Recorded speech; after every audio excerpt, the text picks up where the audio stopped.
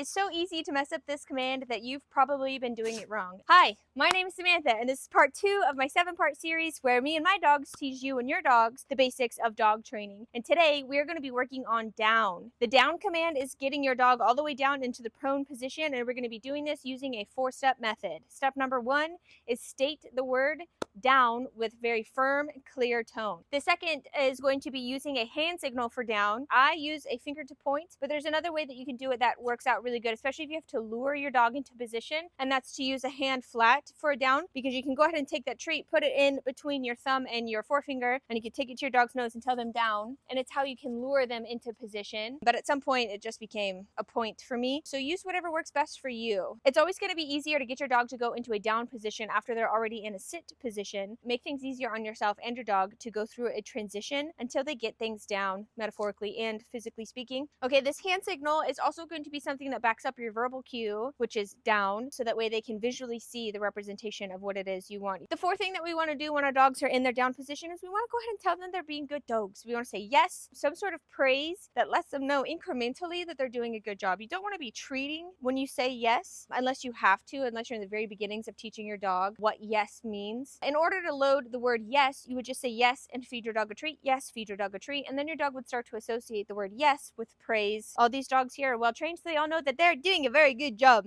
All right, but here's the kicker. Just because you can get your dog into a down in your living room does not mean that they know down everywhere. These next elements are going to be crucial to making your down be flawless in any part of your life. So here's how we're going to level up your down. We're going to start by creating a distance. You're going to start by telling your dog to go into a down position from a greater and greater distance away from them. So you want to be able to walk away from them. We're going to go ahead and try this in just a minute. I'm going to release them. You want to be able to command your dog from a further distance to get them into their down. Okay. We're going to be doing some distracting things during the duration, like moving around. If I was near a wall, I would knock on a wall, which would be something very stimulating and very distracting for them to be able to hold their down in. But the more annoying things that you can do that are going to be distracting for them, the more reliable your down is going to be wherever you choose to practice it out in the real world. So all these dogs are doing such a good job. We're going to go ahead and release. Okay.